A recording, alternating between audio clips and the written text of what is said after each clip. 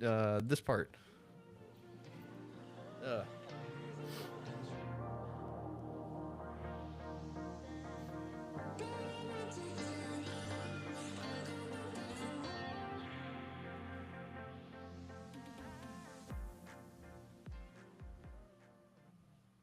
Hello, hello, and welcome back to Retrieving Sanity with your podcast host Keegan, and this is your podcast for all mental health, addiction, recovery issues, and topics. And I've got some questions for you today. First of all, be kind, don't panic, and have faith. That's a seven-word formula. Dr. Bruce Chalmer, I already messed it up.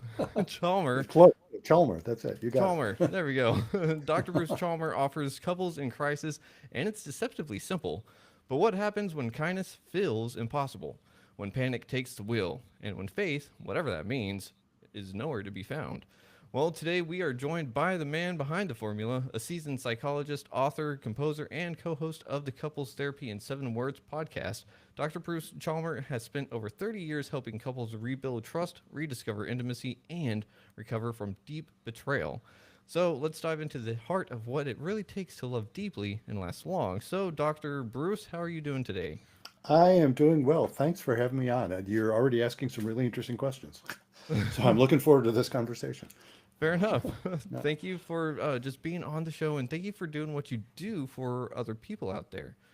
Because working with couples is not really easy, right? Because you kind of got to deal with your own couple stuff too, right? Yeah. It's interesting. If you ask a bunch of therapists, it seems like therapists kind of break into more or less two camps, which is the people who say, "Oh my God, I would never go near couples," and Uh then the huh. people who say, "I just love working with couples." I, of course, am in the latter camp. Huh. I really enjoy working with couples. It's not easy, but Mm-hmm. working with individuals isn't easy either. I mean, No. you're working with folks, and it's a great privilege to be invited into somebody's life that way, and Mm-hmm. they're looking for you to help them, and my God, you're doing, we're all doing the best we can. Yeah. But working with couples, there's something about it that I have just found. I mean, for the last, I mean, I've been doing it for 30 years, and the Mm-hmm. last, I don't know, 10 or 12 at least, I've been Huh. focusing almost exclusively on couples for new folks, Okay. and really enjoying that. There's something so compelling about the work and so inspiring about the work. People Mm-hmm. are working through some really hard stuff. It Oh has yeah. really big ramifications for their lives, and Mm-hmm. I, whether they stay together or not, I'm often inspired by the heart and soul they put into it. So Yeah. I enjoy the work. For sure. And that's Mhm. really good that you do. And for some reason, whenever you first started going off, it had me ask the question like, does a couples therapist need a couples therapist like a dentist needs another dentist? Like, you can't really work on your own stuff, can you? Well, of course not. No, yes. I mean, if one is in a situation, and I have been, I don't mind saying a bit about my background. Okay. I'm in a second marriage. We've been married for 21 years now, Okay. and the very short story of my first marriage was that both my ex and I have gone on to marry really wonderful women, and we're both a lot happier. Huh. That's how that turned out. She figured out that she wanted to be married, but not to a man. She wanted to Yeah, be married to a that's woman, fair. and I did not qualify. Yeah. And I made that sound easy, and it wasn't. It was really painful, and we did Mm-hmm. we did have therapy, and I was already working as a therapist during the tail end of that Mm. marriage, Yeah. and so yeah, therapists need therapists too, Mm-hmm. and yeah, indeed, and no, of course we can't. It's funny. I can't be a therapist with my own family, Mm-hmm. though it's still me. It's still Yeah. the real me when I'm working with clients, when I'm talking to my family. It's still the same me. Uh-huh. It's a very different kind of relationship, of course, but it's, Yeah. the insights I've gained from working with other couples I apply in my own life as well, and vice versa. Mm-hmm. Okay. And whenever you were talking about how some therapists go towards the realm of I'll never work with couples, and Hmm. you're right there saying you love it, I think if I had to guess, it would probably be because you're actually helping like make and mold a new relationship or a new life, if you will. Well, does that make sense? Like Yeah. while other people work with individuals, you're working with a team that's already working towards another goal. So it's like there's more people working towards the same goal, which I think Yeah, is kind of that's cool. interesting. That is, yeah, it's an interesting way to look at it. I hadn't quite thought of it that way. I mean, even working with an individual, you're sort of inviting someone to sort of shape themselves, Mm-hmm. and it's interesting when I was working, and I have over the years I did a lot of work with individuals, Uh-huh. and I think one of the reasons that the transition into mostly couples was relatively straightforward for me was Mm-hmm. even when I was working with individuals, I felt a loyalty to a greater system. Do you know what I mean? Of Okay. course, I Yeah. feel loyalty to the person I'm working with, but Uh-huh. I also felt loyalty to their partners and families and kids and, whatever. That Mm-hmm. it just feels like, no, we're all in this together. Yeah. So, so to work with, even working with an individual, I was sort of doing couples work sometimes, even if I didn't know the other person. And Yeah. so for me, it was a pretty quick transition. And there are individual therapists. It's funny, I was just writing about this. A guy named Bill Doherty, who you Okay. may have heard of in another context. He's one of the Hmm. founders of a group called Braver Angels. Have you heard of them? I love giving them a Mm-mm. shout out.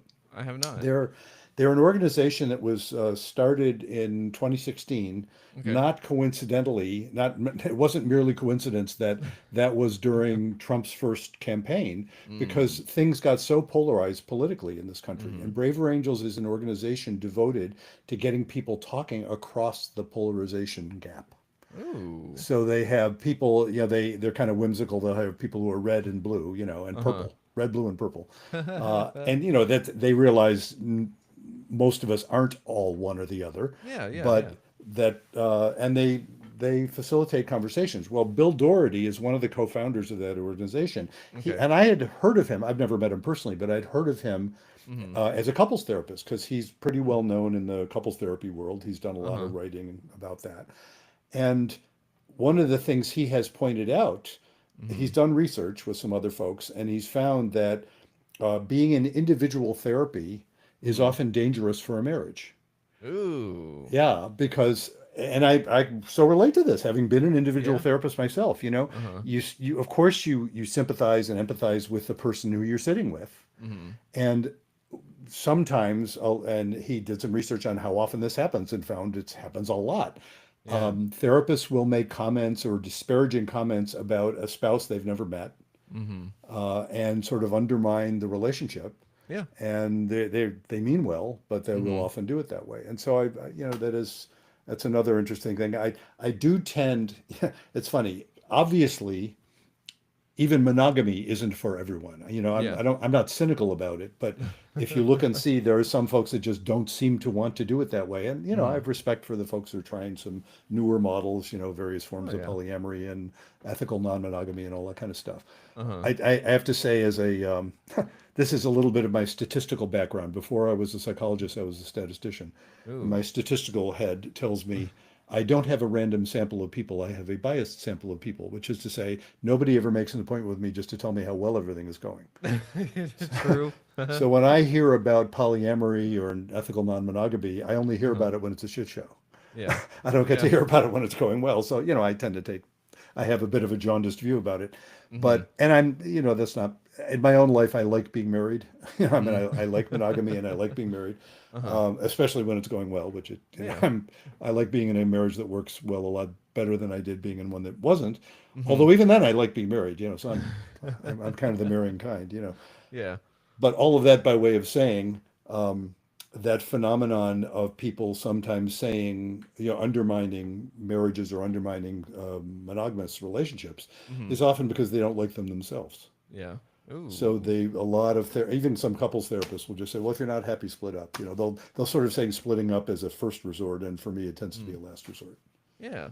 Yeah, that's good. I'm glad that you have that as the last resort because why would you want that for the first resort in the first place?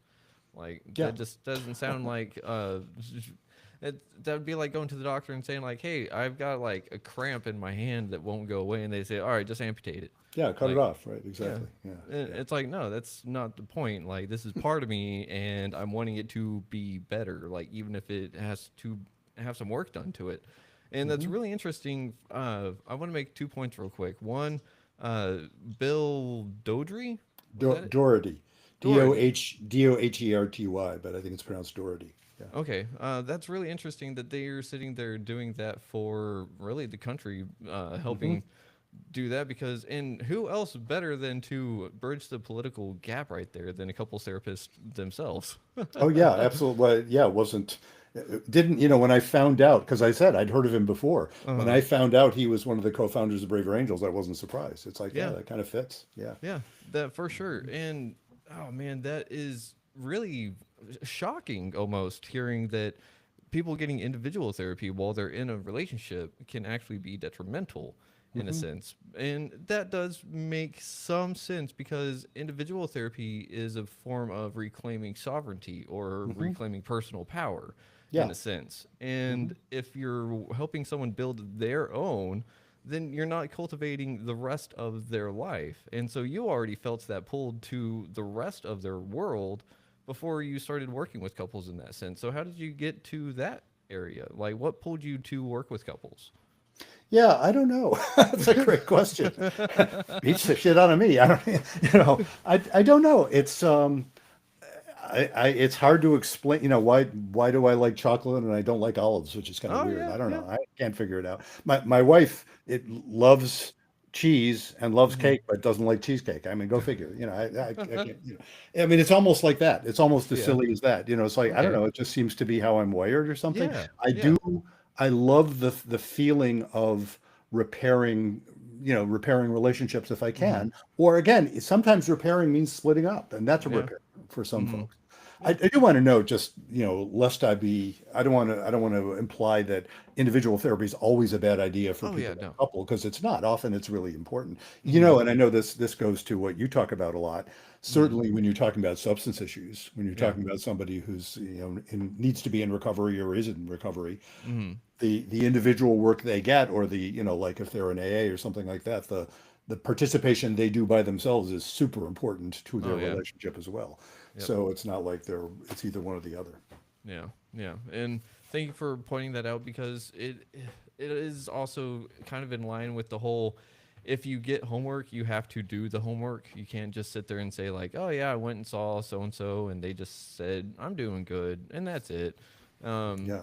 but really, let's see. How would you actually say that some people find that there's a problem that they can't fix and that they need the outside help? Because a lot of the time we're sitting there in relationships and we kind of go like, ah, this worked before, it should work again, right? But that Mhm. doesn't always seem to be the case. Yeah. Yeah, what tends to happen, and this, I will tell this story in a very gendered way because it tends to be gendered in a particular Okay. direction. Yeah, I've met plenty of exceptions. Yeah, yeah. The vast majority, not everybody. I've worked with some gay couples, but mostly I work with heterosexual couples. Mm-hmm. So man and a woman, Uh-huh. and it is. I don't want to throw in 90%, which is what somebody says when they don't know how much it is, but it's a lot, but Yeah. 90%, a lot, most of the time, it Okay. is a woman. It's either the woman who's actually making the appointment, Mm-hmm. or a man's doing it because a woman told him, if you don't, we're in trouble. Mm. So, and usually, in other words, women want to do it way before men do. Gotcha. And there's all kinds of good, I think, even evolutionary reasons why I think that's true. Mm-hmm. Women are much more oriented, not only women are much more oriented to sort of diagnosing a relationship, you know what I mean? Mm-hmm. They're much more conscious. They have way more language for it than most men Uh-huh. do. Yeah. And they like talking about it. Mm-hmm. And also women are willing to ask for directions, Yeah. that classic, that funny, stereotype, but there's truth Uh-huh. to it. Yeah. We as men tend not to want to do that. And again, Mm-hmm. I'm not knocking men or women in that. It's Mm-hmm. like, yeah, those differences have a basis, probably in evolution. Who knows? Yeah. We're kind of wired that way. Yeah, yeah. Again, there's exceptions, but we're kind of wired that way. Mhm. So it's usually a woman that wants to do it. I actually have a chapter in one of my books. In fact, it's going to be a chapter in the book I'm working on now, specifically the one I did previously, specifically for women, Mhm. entitled "How to Get Your Reluctant Guy to Go to Couples Therapy with You." And where what I base it on, Uh-huh. and I think it's an important way of looking at it. I'm not Mhm. knocking guys. I'm not saying, oh, we're idiots because we don't want to go. Yeah. I'm saying no. For the reason a woman often has a hard time convincing the guy is that Mhm. she will conclude, first of all, she will conclude that he doesn't care enough to go, Yeah. and we men tend to collude with that because we'll be telling her things like, well, you're the one with the problem, so you go. That Yeah. I'm fine. You're the one who's not happy. Which Mhm. tends not to work very well. No. But really, if you look at it, I think for the most guys who are resisting it, we're Mhm. resisting it because we're terrified. Oh We're not yeah. resisting it because we don't care. We're resisting Mhm. it because we're afraid what'll happen. And my point to the women trying to get the guy to go is he might listen to you if you recognize his fears are justified. He's not Oh, crazy to be afraid. yeah. He might actually listen to you if he picks up from you. You're saying, you know what? I see why you're afraid to go. I see what you're risking. Mm-hmm. Because indeed, you're afraid the therapist will take my side, which a lot of therapists do, frankly. It sucks, but it's Mm-hmm. true. Yeah. A lot of therapists will take a woman's side just in general, Okay. or will take the man's side, or will take somebody's side, which does nobody any good. No. And a lot of therapists will come from that perspective I mentioned earlier. It just says, well, if Uh-huh. you're not happy, why don't you split up? They will kind of go Yeah. to that much sooner. Uh-huh. Or they will encourage them to continue doing things that have just made it worse, not better. Mm. So if you look around, you probably know folks like this, most of us do. Look Uh-huh. around to couples who split up, Mm-hmm. who went to therapy first. Yeah. There's a lot. Mm-hmm. So the guy's fear is justifiable. Oh yeah, yeah.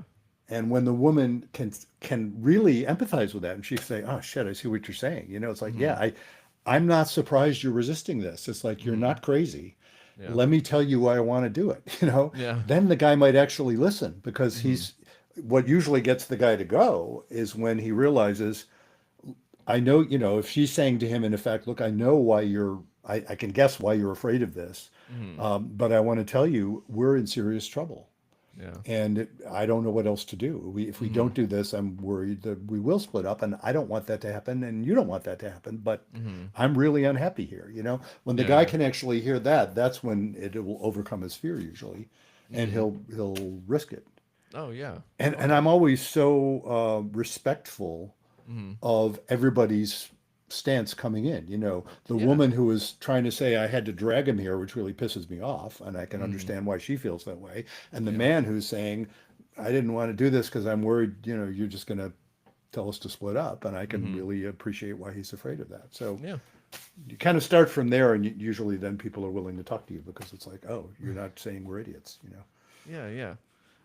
It really does feel like insecurities are kind of that's what would have kept me from going to couples therapy at first, for sure. And that would have stemmed from the lack of self belief and self worth, thinking that, oh, now that they're going to find out all these other insecurities that I have or all these other problems that I have, then it's like what problems were on the surface and what's underneath is so much worse. Whenever in reality, taking a look at what's underneath actually helps resolve the issues up top, if I'm not Yeah. mistaken.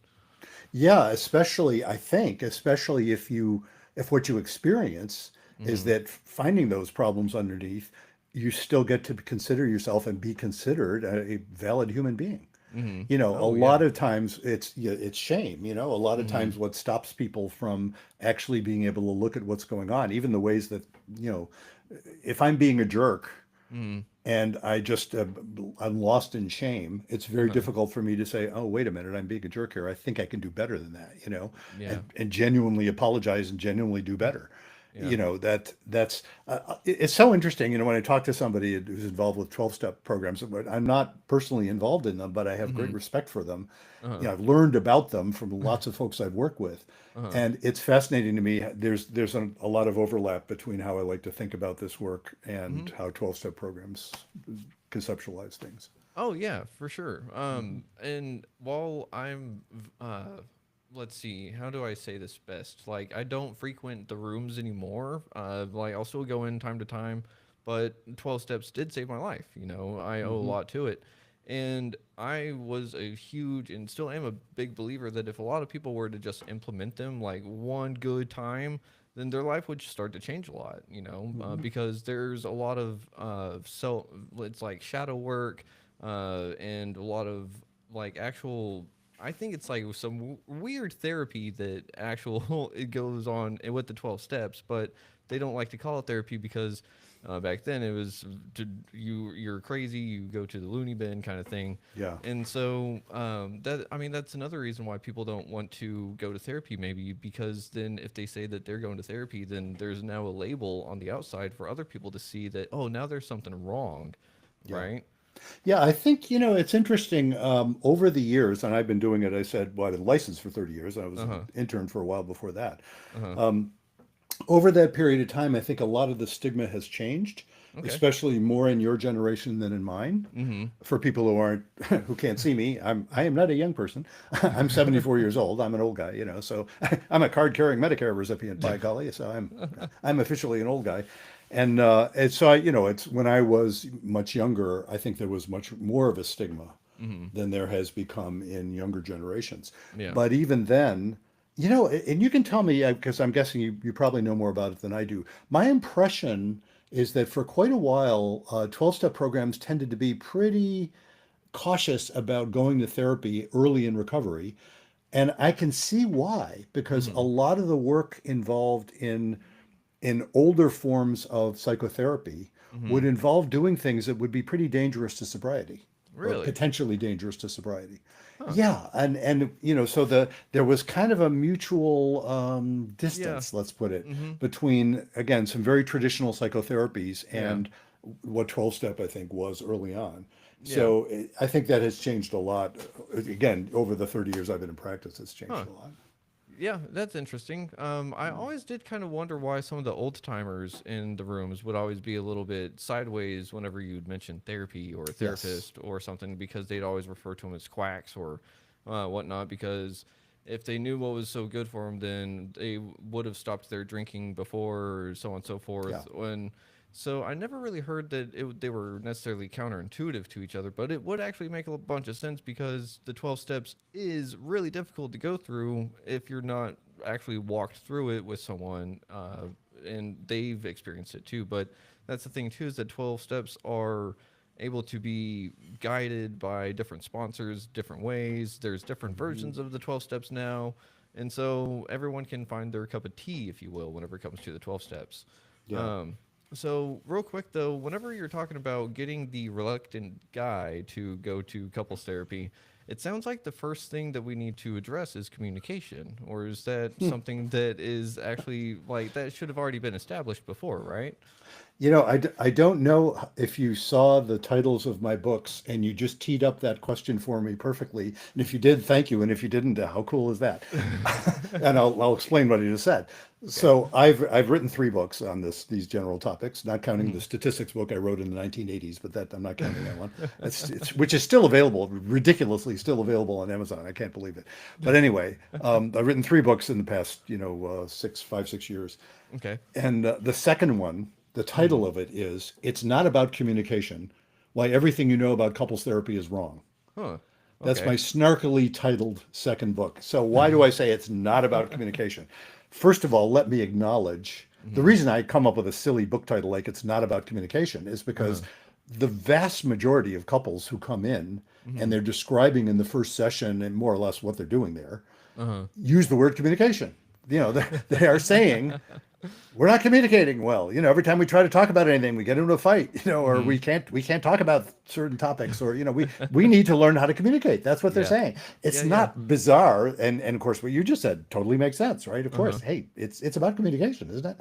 So why do I get off and say no, damn it, it's not about communication? I'll tell you what I mean by that. Okay. Because if you go to a therapist, Uh-huh. and many, many, many therapists will do this for you, Hmm. they will teach you how to communicate. They will Yeah. give you all kinds of skills.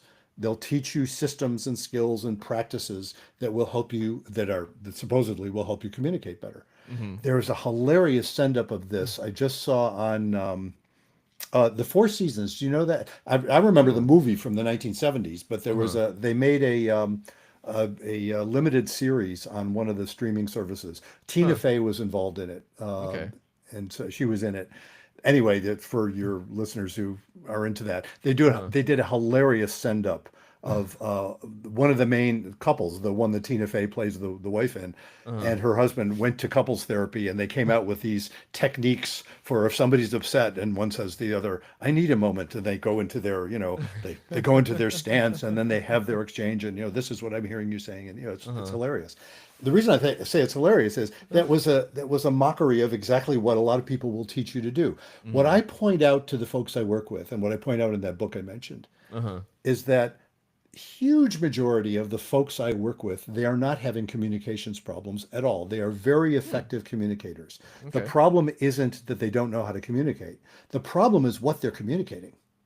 Oh, okay. What they're communicating often is distrust, Mm-hmm. anger, contempt, condescension, all kinds of things that they're really Oh. effectively communicating. And I could teach you, and you've probably read about them. All the I statements in the world, all the Uh-huh. active listening in the world will not hide the fact if somebody has contempt for you. Mm-hmm. Oh. They'll be Yeah. able to state it in beautiful language, and you'll still pick up. You think I'm a shithead, don't you? Yeah. Or a moron or something. I Uh-huh. hope I hope the language code is okay on this Yeah, it's podcast. fine. That's fine. You don't have to bleep or anything. Yeah. No, um, so people communicate that no. Uh-huh. unfortunately very clearly, and Yeah. there's the occasional exception. The Okay. occasional exception, somebody, for example, who's on the autistic spectrum, Mm. who literally doesn't know how to read the other person's emotions, or maybe Yeah. not even their own. That's a Mm-hmm. communication problem. Yeah. That actually people have to learn some actual skills. And you see when they have that face on, that means they're happy. When they have that face on, that means they're angry, Uh-huh. or they're whatever. The people sometimes actually have to learn that. Yeah, The yeah, vast yeah. majority of people I work with already know that. They never had to learn it consciously. They learned it already unconsciously. Mm-hmm. So they're very effective in how they're Mm. communicating. So that's not the Okay. problem. The problem is what they're communicating. Huh. And that isn't about learning communication skills. Mm-hmm. That's about wondering why are you so pissed off at your partner? Which No. is a very different thing. And to Uh-huh. actually be able to be honest with yourself and each other, and by honest with each other, I don't mean yelling at each other and being jerks. Yeah, I yeah. mean actually calming yourself down enough so that you can say, wow, this is what's bothering me. I think, Mm-hmm. let's talk about it. Yeah. That takes courage. That doesn't Mm-hmm. take fancy communications techniques. That takes Mm-hmm. the willingness to tolerate the anxiety Yeah. Oh, yeah, yeah, of yeah. intimacy. That's Mm-hmm. what that's about. And so, that's my whole idea about, well, it's not really about communication for most people. Uh-huh. It's actually about learning about what they're communicating, and then actually figuring out, well, why am I communicating that? And Mm-hmm. what else is going on here that we might actually be able to rediscover each other? Yeah. Okay. Huh. That actually makes a whole lot of sense because if we are communicating in a sense, like you said, we can always tell each other how we're feeling and well, hopefully be receiving of that. But at the same time, if we're not talking about a good message in the first place, then of course it's going to be met with less positive views on everything, right? So, Yeah. here's something for like one thing that my wife and I did because she is on the spectrum and I possibly have ADHD. Mm. So it's kind of like we threw together a journal of sorts. So I just created a Google Docs and titled it "It's a Journal for Two Lovers Wanting to Communicate." And we'll throw in like if we're having a hard day, we don't know how to talk to the other person about whatever. We'll throw it in there and we'll let the other person know like, hey, I wrote in there, so you go and read it, and then we can talk about it later, or you can write in response to it, and then we can talk about that response. Hmm. But that is something that, like you said, was a tool that we did for communication in its own sense. But Hmm. as our journal has grown, I think we're at 105 pages now. So as that's gone on, I've been able to tell that the body of what's in the entries has changed. It's not so much I'm feeling you do this and this makes me do this. It's going more along the lines of I'm scared that this is happening, more Mm. along the lines of. Yeah. Yeah. And it's, if I'm not mistaken, anger is a secondary emotion, more or less. Hmm. And so if you're angry at your partner, then it means that there's something else underneath that is making you feel that way, right? Yeah. Yeah. Typically that's true. I lump it all under the general heading of panic, which I realize is overbroad. You know what I mean? That's That's that perfect. 7 word formula you mentioned: be Yeah. kind, don't panic, and have faith. Uh huh. The panic part of that, I mean that very broadly. Mm-hmm. That indeed, if somebody is angry, Mm-hmm. they're probably afraid of something, Yeah, yeah. or there's some kind of panic going on. And if you kind of lose your shit, it has to Mm-hmm. do with that sense of Yeah. something's scaring you, or something, you're Yeah. kind of clicked over into panic mode: fight or flight or freeze or fawn or whatever it might be. Uh huh. So I have to say, with respect to that the journal thing you came up with, I'll tell you what I was hearing as you described it was, Mm. it doesn't sound like one of those sort of gimmicky things. It sounds like mutual respect. Yeah. Do you know what I mean? It sounds like, yeah, you figured out what works for the two of you. The Mm-hmm. two of you figured that out, and you've Yep. been using it. And the Mm-hmm. fact that it's been working is just this, and it's interesting how it has shifted so that, Uh-huh. yeah, now you're not having to deal so much with the sort of derivative emotions. You're able to just say what you want to say. Yeah. And that's what that to me, that speaks of, well, I'll throw in another word here, which is intimacy. That's what I mean by intimacy. Okay. Intimacy is when you can actually be present and honest with yourself and each other. And it Ooh. sounds like that journal has given you a means of making that easier for the two of you. Yeah. And I think it kind of came about that way because we realized that we were still hurt and we were still dealing with old pains and stuff, and we didn't want to do wrong to the other. And so it was kind of a way of saying like, "Hey, I don't know how to communicate this, so I'm going to write it out so you can read it." Hmm. And then it's just kind of evolved, and I like it hasn't been every time there's an issue, and it hasn't been like every single day kind of thing. If it were that, it'd be huge by now, right? But it does help bring about a sense of intimacy, and that's really, I think, part of what a lot of people are missing whenever the panic comes along, right? Would be that Yes. intimacy. Yeah, exactly. Yeah, and the causality arrow there points in both directions. Do you know what Oh, I mean? okay. So yeah, let me explain that. Yeah, Yeah, yeah, one. In yeah. fact, that's the subject of the book I'm working on now. Actually, in Ah. general, is start with the idea that to want to be in a couple, to want to Mm-hmm. stay in a couple. There's a lot of ways of saying this. This is my favorite way. There's Yeah. two sets of needs you need to fulfill sufficiently. Okay. One, and I call one stability, and the other intimacy. And the reason Mm. I divide up those two sets is that the skills you need for stability are quite different from the skills you need for intimacy. Ooh. So the skills you need for stability are all about more or less not freaking each other out, which is to say, keeping the anxiety level low, avoiding anxiety. Yeah, You yeah. know, things like, well, sobriety, for example, is Mm-hmm. classic there because the lack of it is incredibly destabilizing.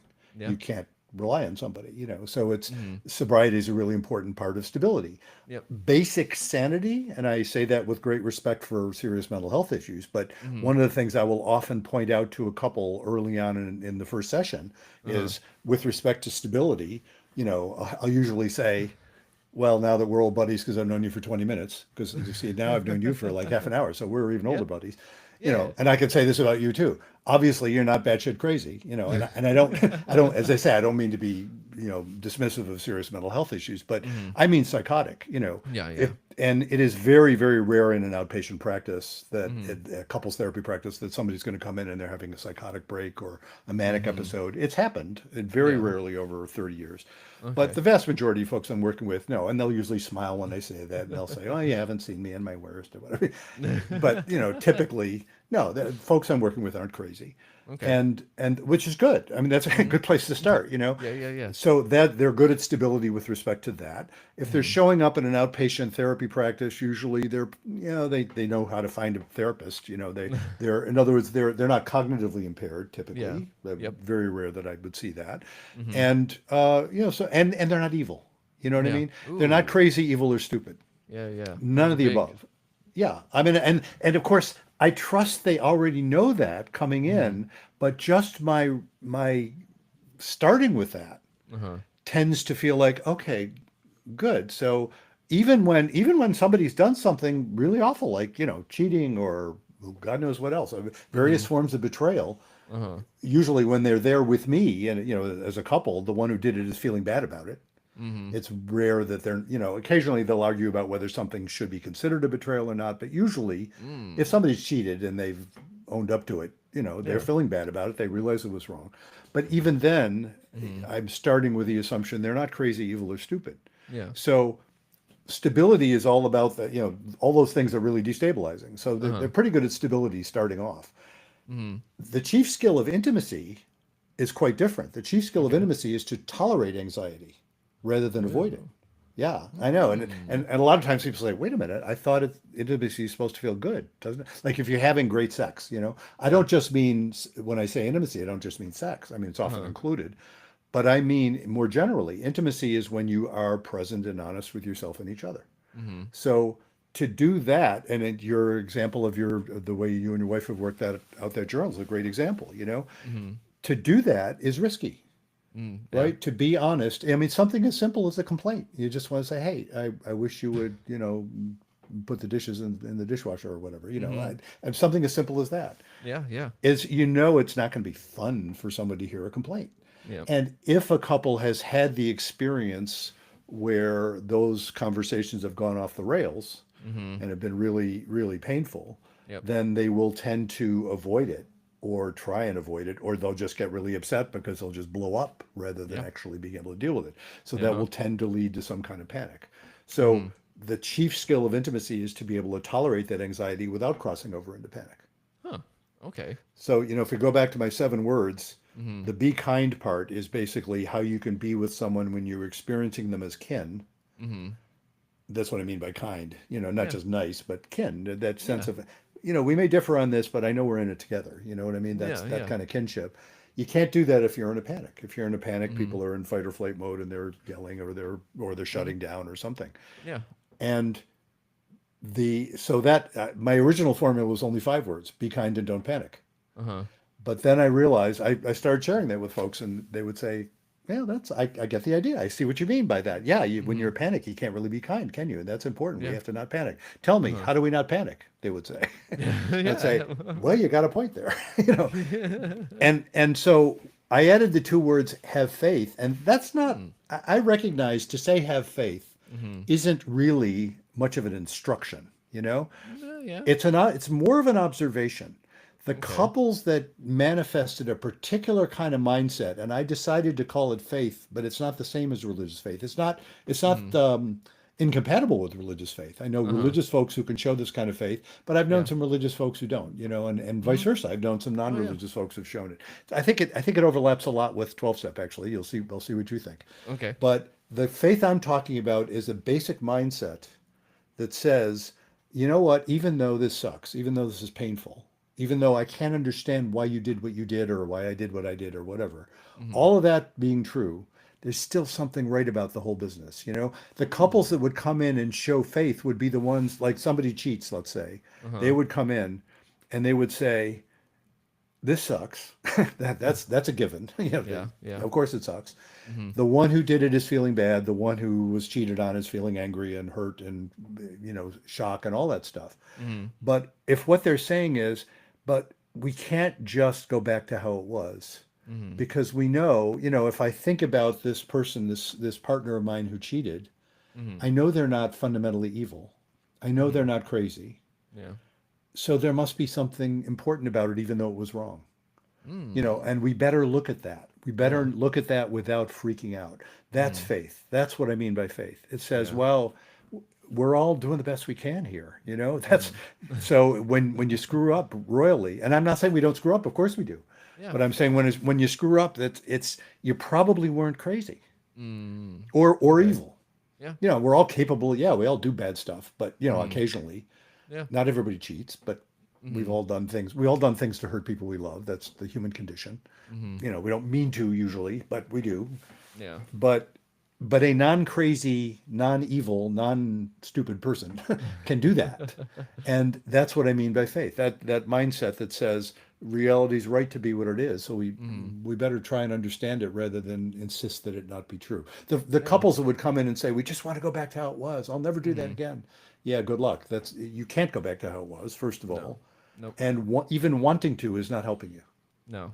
You're No. going to have to resolve to learn from this. Yeah. And that takes, can you imagine the amount of anxiety that takes to Mm-hmm. hear your partner who cheated on you Mm-hmm. tell you what they were feeling and not want to Mm-hmm. kill them? You know what I Yeah. mean? Mm-hmm. Because, it's not surprising.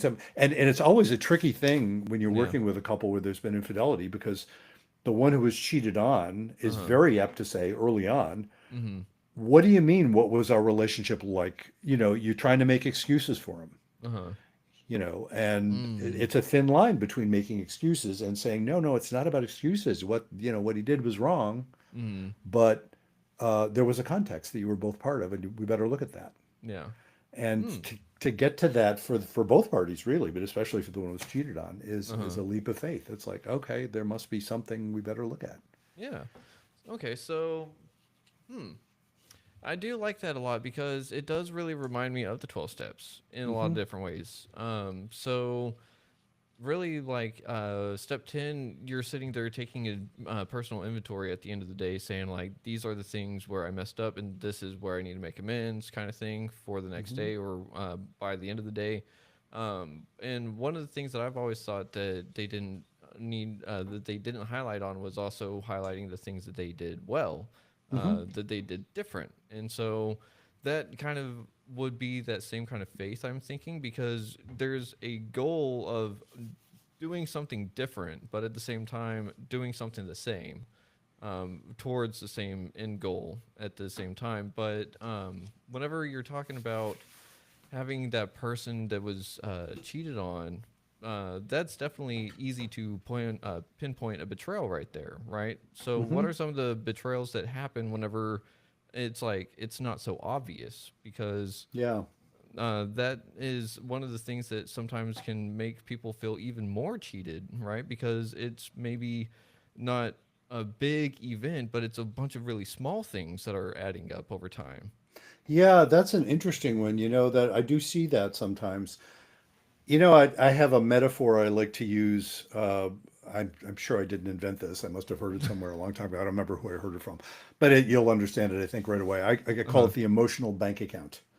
The Oh emotional yeah. bank account. Yeah, as soon as I say that, you probably have an idea what I mean. Uh It's huh. like every time you have a pleasant interaction with your partner, you've Mm-hmm. made a nice deposit in the emotional bank account and the balance is going up. Uh huh. And it's sort of quantitative. It's funny that it would be quantitative, but it is. If you got enough in there, Uh you can huh. afford the occasional withdrawal. Now, what's Yeah. a withdrawal? Somebody's a little off and they speak a little sharply or they're a little bit annoyed or whatever. Mm-hmm. Because annoyance is a given. Yeah. It's another thing. My wife and I did a podcast once where I we were waiting for a guest, Uh huh. and you can relate to this perhaps if this has ever happened because it's happened to us occasionally. Uh Somebody huh. had a last minute emergency and Mm-hmm. they canceled last minute. So we're Yeah. sitting there thinking, well, we want to do our podcast, Uh and I huh. said, oh, I know. Let's do a podcast about the one skill that solves all relationship problems. And my wife, being a very intelligent person, looks at me funny and says, "Oh, really? Yeah, right." Because she knows I'm sort of full of it, well, a fair amount. She's very nice that way. Anyway, I said, "No, no, let's do it." So we did. And so, what is Okay. my brilliant answer here? It's the one skill that solves all relationship problems is the ability to Mm-hmm. be moderately annoyed, Ooh. Okay. as opposed to just completely, Yeah. flying off the handle. Uh huh. Because, in other words, as opposed to panic. Uh It's the huh. Yeah. same thing. It really is the same skill as intimacy. It's Uh the huh. ability to tolerate the anxiety. Uh huh. Because when that emotional bank account is nice and full, Mm. then the one constant is that God knows we're all annoying. I Mm. mean, everybody's annoying. It is the human condition. There is Yeah. no human being, although I always like to point out, my wife needs that skill way more than I do because I'm way more annoying than she is. I'm the Right there annoying with one. you. Right there with That's you. and I think that's a good thing, by the way, for guys especially. Uh huh. We should start with that assumption. Our wives will appreciate it. Yeah. We are way more annoying than they are. That's we're whatever. Start with Yep. that. Yeah. Yeah. So she needs that. She happens to be very good at that skill. She Uh seems huh. to be able to tolerate my being the annoying person that I often am, and she's nice about it. And Uh why huh. is she nice about it? Because most of the time our interactions are really pleasant and Mm-hmm. more than pleasant. They're lovely. So Yeah. that means we have a lot of goodwill stored up. Mm-hmm. When the reason I like the bank account metaphor is what happens to an actual checking account when it gets overdrawn. First of all, you bounce the check, and so you pissed off the person you wrote the check to, but Mm-hmm. also they hit you with an overdraft fee. Yeah. So now you're worse off, and that's what happens emotionally if a couple Oh is yeah. has nothing in there, if they're Uh huh. just on eggshells all the time and just worried about now what's going to happen, Uh huh. then any little thing, any normal little annoyance, you left the damn dish in the sink again, Mm-hmm. as opposed to, hey, would you mind putting the dish in the dishwasher? Yeah. Where if I'm saying that, I'm also saying, and I love the fact that I'm with you, that Mm-hmm. you leave the dish in I don't care about the dish in the sink. Yes, I'd like you to put it in the dishwasher. I don't give a shit about it because I love you. And we're Uh-huh. fine. As opposed to, oh my God, yet another instance of you're not caring about me. That's how people start to think about that. Mm-hmm. They will say, oh, you left the dish in the sink. That means you don't care about me. And they will Yeah. feel that intensely. And there's the Mm-hmm. overdraft fee. So Mm. it's worse than it even was. And Uh-huh. every little annoyance now becomes more evidence for how messed up they are. Oh. Okay. Yeah, and that's the death spiral.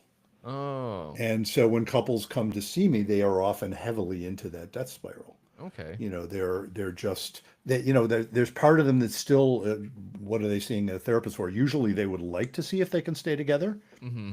but they're at the point where everything is evidence of how much the other person doesn't like them. Yeah. Okay. And so it's really painful. So Mm-hmm. turning that around often involves a sort of radical understanding Mm-hmm. that no, actually, we're all doing the best we can here, to Mm-hmm. understand that pattern. One of the reasons I like to connect that to my outsider's view of 12 step, Uh-huh. just the notion of faith, Mm-hmm. it is very similar to the idea in 12 step of a higher power. Yeah. It's this recognition that says, this I'm not in charge of the universe. You know what I mean? Mm-hmm. I, the one thing I know is that I can't understand it all. Yeah. It is beyond me, Mm-hmm. but there's something about it that's basically right. Yeah. That's the notion I think of higher power, certainly the Mm-hmm. way I like to think about it. Yeah. Yeah. Yeah.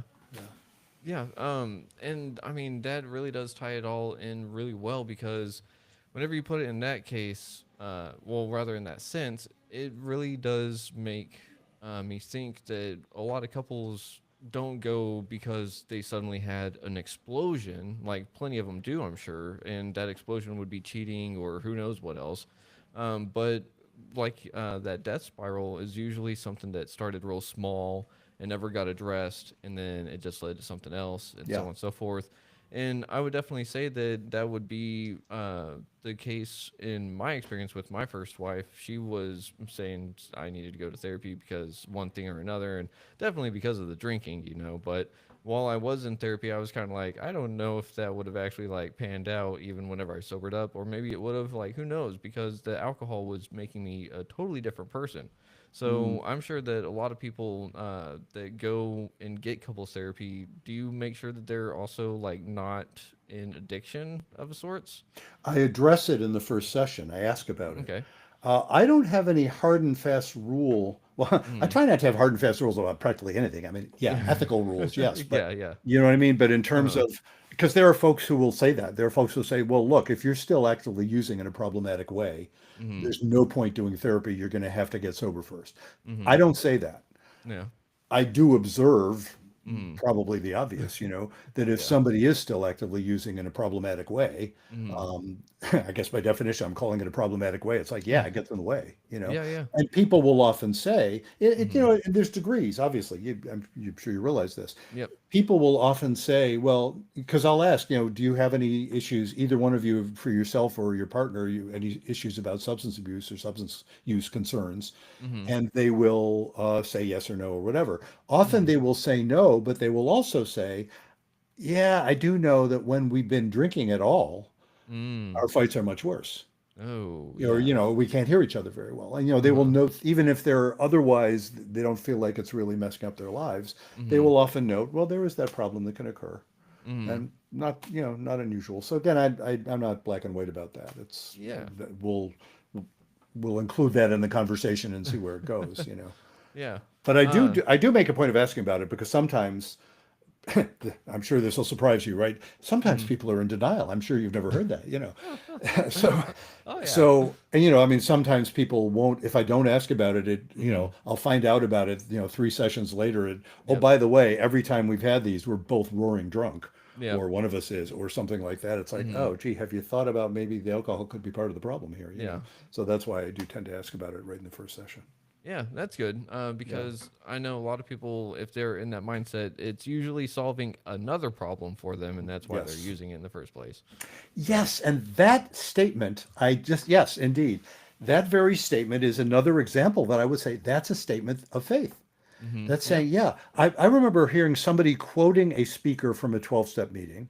Mm. And maybe you've heard something similar to this too. It was some guy who got up at a 12-step meeting who was very well known in the program. Mm-hmm. And so he said, the best thing I ever did was give up drinking. Well, you're standing in an AA meeting. What a surprise. Yeah. The second best thing I ever did was start drinking. Oh, And they yeah. say, "What? Mm-hmm. How can that be?" Well, he pointed out exactly what you said. He Mm-hmm. wasn't crazy to be drinking. I have not met anybody who is crazy to be drinking. I've met Yeah. lots of people who have serious drinking problems. Like, holy shit, man, this is causing serious difficulties in your life. Yeah. But almost none of them were crazy. When Mm-hmm. I say crazy, I mean often Uh-huh. even this isn't crazy. People like with untreated schizophrenia or something like that will Mm-hmm. often be using substances, but they're using them because it dulls the pain. Yep. So that's not crazy at all. Uh-uh. People use for a reason. Uh-huh. Just like people are awful to their spouses for a reason. I'm not saying Mm-hmm. it's good. I'm just Yep. observing most of the time, this is that statement of faith. Uh-huh. We're doing the best we can. Even when we screw up, we're doing the best we can on Yep. some level. Uh-huh. You can look at it afterward and say, well, what do you mean cheating was the best you could do?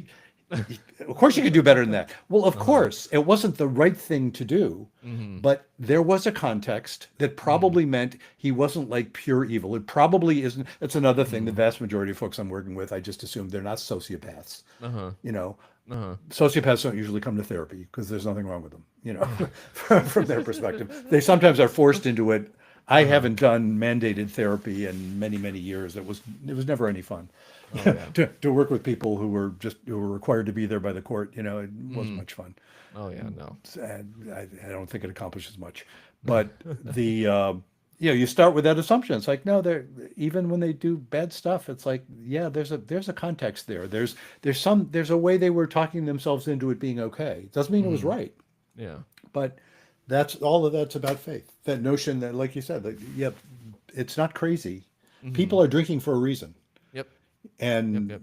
it can obviously cause problems, but nevertheless, it's not. It's usually at its root, it's not crazy. Yeah.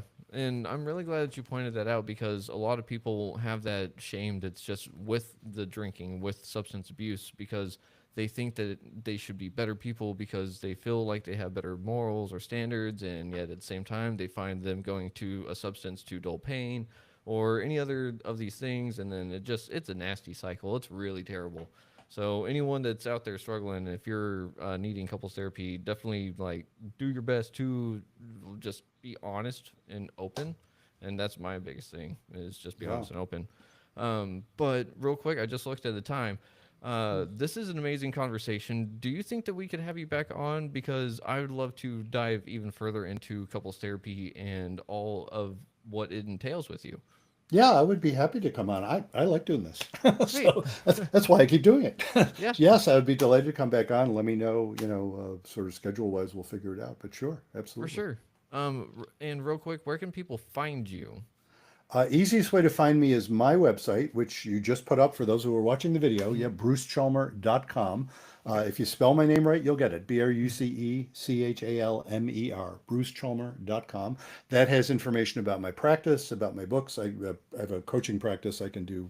It's all by telehealth nowadays. Okay. And also about my books. And the podcast that we mentioned that I do with my wife, Judy Alexander, Uh huh. is Couples Therapy in 7 Words, available anywhere you can get podcasts. And we have a podcast website, which is Ooh. ctin7.com, CTNIN, the number 7, ctin7.com. That's just shorthand for Couples Therapy in 7 Words. So that's another one that you can go to and see all of our podcast episodes are there. We now Yeah. have 200, I think it's up to 217 episodes now, something like that. Yeah, it was pretty impressive. I did stop by there to listen real quick, and I was like, "Oh, hey, like they've got a lot of episodes." We do. We've been doing it for 5 years. It started because that the first of those 3 books I mentioned, which is Uh-huh. called Reigniting the Spark, came Mhm. out on February 29th, 2020. Oh. Well, guess what was happening on February 29th, 2020? Right after that, everything shut down. Oh So yeah. we couldn't do any sort of in-person signing events. So we did a Facebook Live book launch Oh. and had a lot of fun doing it. And I asked my wife to be part of it because she's great with that stuff, and she also is very good at being. Looks like I'm the therapist and she's the real person. She's very good at when I start to nerd out, it's kind of bringing me back to something that regular people would actually want to hear. Mhm. So we decided to do a podcast together, and we've been doing it ever since for the last 5 years. Huh. Nice. That's really Yeah. awesome.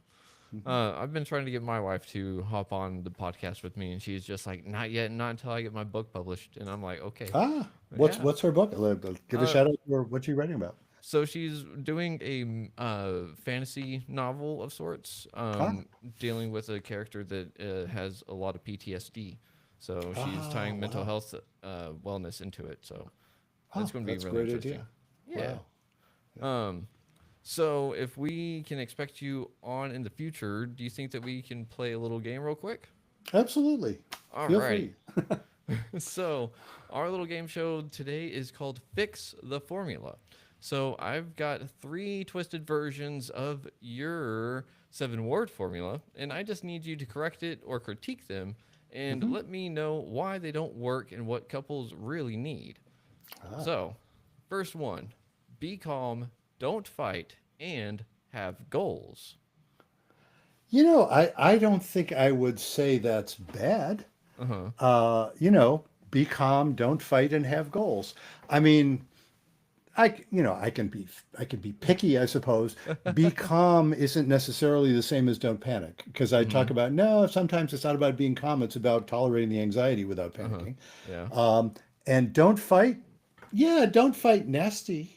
But sometimes people have to disagree because you're two Yeah. human beings, you Uh know. huh. But I mean, don't fight isn't bad because if Mm fighting is implying nasty, then absolutely don't fight. hmm. Mm hmm. That's a yeah. Fighting is when you're in a panic, so don't do Yeah. that. Yes, Okay. and have goals is interesting because have goals, but don't be too married to them because they keep Mm. shifting.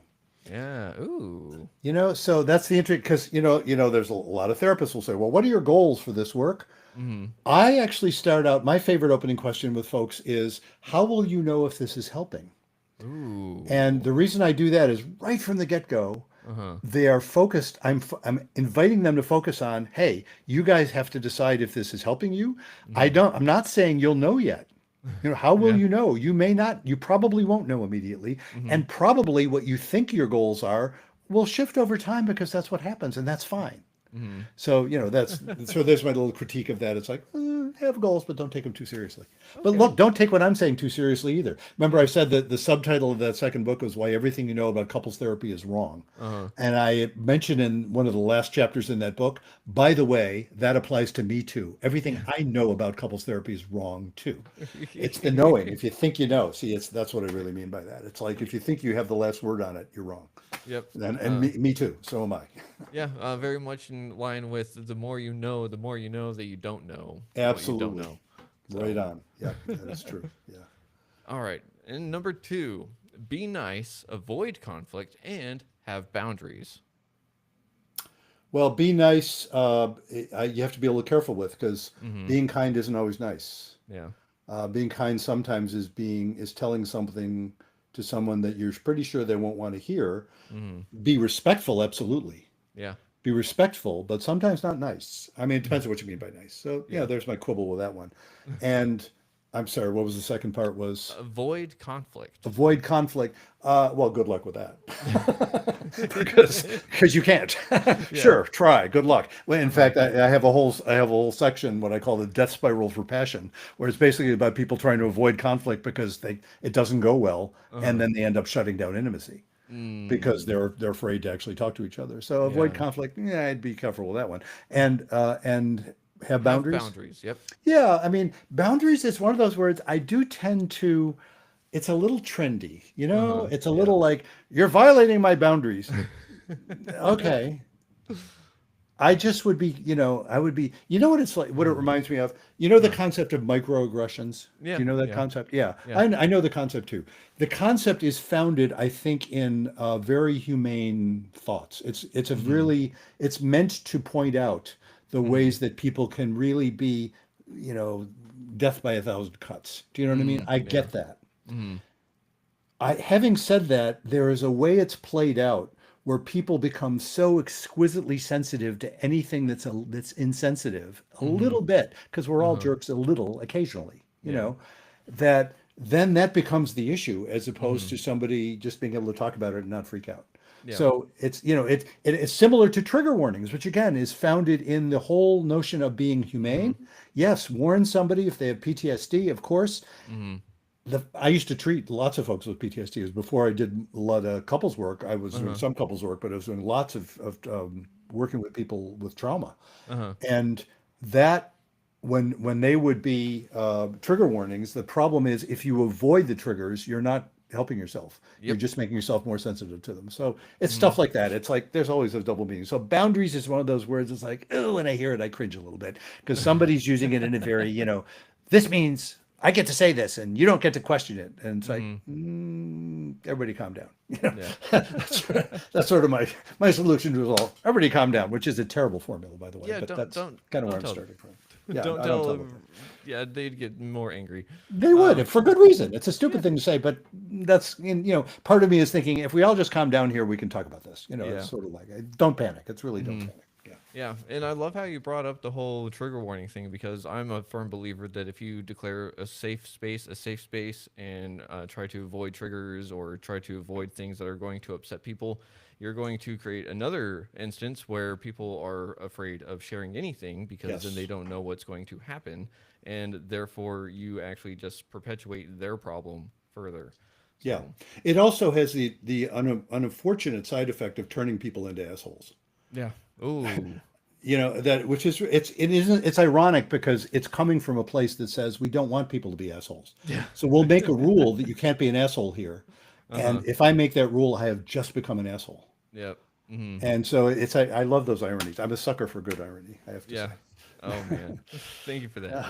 Yeah. All right, and last up, number 3, be generous, don't overthink, and have chemistry. I like that. That's Okay. cool. Yeah, it's Yeah. not saying exactly the same stuff, Uh-huh. but I like that. Be generous.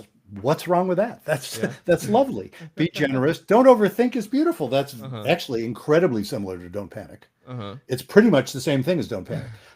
You know what I mean? Uh-huh. Overthinking is like kind of what I calling panic. Yeah, yeah. And well, what was the last one Have again? chemistry. Have chemistry. Yeah. You can't do that on purpose, or maybe you can. I don't know. But Uh-huh. chemistry turns out to be chemistry is lovely. It's important. Yeah. You can't control it. It's not as black and white as people think. Mm-hmm. I remember reading some research, especially for women, apparently, especially for Okay. heterosexual women, that if there's too much chemistry early on when they're first meeting a guy, Mm-hmm. they can be badly misled. So Yeah. it's not that chemistry isn't good, Uh-huh. but too much too soon can be so distracting that you miss all the red flags. Ooh, yeah. Yeah, Huh. but I'm a fan of chemistry, so Yeah. it's good. It's good when you got Awesome. it. Yeah, I like Well, that. That's cool. well, I love that. Yeah. Thank you for playing our new game, Fix the Formula, and you have earned the honorary title of the Faithful Faith Bringer. So, Well, I am honored. yeah, Thank you for that. of Yes. course. It's been an absolute honor and a pleasure to have you on, Dr. Bruce Chalmer. And I'm just looking forward to our next conversation because I'm excited to see what we can dive into with couples therapy because I know I've learned a lot and I've got even more questions. And this is why I hate having an hour time slot on the radio. I wish they would just let me have it be like 4 hours and we would get so much more covered. I mean, as you sure you realize, listeners do have a limit on how much they want to hear, even when they're Yep. enjoying it. So Yep. yes, and I can go on for a while. So yeah, I'd be delighted to come back on. Thanks for the offer. Of course. There is one last question I have for you. So, Dr. Bruce Chalmer, the name of this podcast is Retrieving Sanity, and we explore how all facets of living life impact mental health.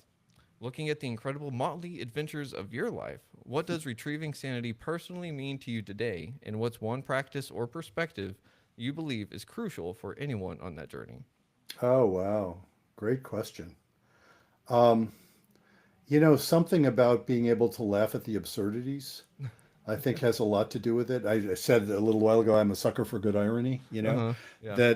and I don't mean that, I don't mean to laugh at the absurdities in a way that's like, uncaring of someone who's genuinely feeling pain. I work with lots of folks Yeah. in pain, but it's amazing, even in the midst of all their pain, they will sometimes laugh Yeah. at, when we're talking about a lot of this stuff, they'll Mm-hmm. recognize, yeah, there is some absurdity here. So I Mm-hmm. think the willingness to appreciate the willingness to appreciate the contradictions. Mm. What I was just writing about actually in the book I'm working on now is Uh-huh. I'm calling that the skill from which all the other skills flow in relationships, is the Okay. ability to hold contradictory understandings at the same time. Mm-hmm. We all have mixed feelings, and some of them are kind of hilarious and how opposite they are. Yeah. And if you can appreciate the absurdity, then life is kind of an interesting dance instead of just a slog. Hmm. Okay, I love that. I'm going to have to definitely analyze my own thoughts a little bit more to see how many contradicting beliefs I have within myself. Mm-hmm. So, all right, Dr. Bruce Chalmer, I thank you very much for being on the show, and everyone out there, thank you for listening to Retrieving Sanity on WDJY 99.1 FM. And as always, much love to yourself if you can. Love others if you can, but you got to love yourself first before you can really love others sometimes. But be kind. And as Dr. Bruce would like to say, what's your 7 words for everyone again? Be kind, don't panic, and have faith. Hmm. Thank you, sir. Everyone out there, y'all have a good night, and we'll see y'all next week. Shalom. And that was awesome.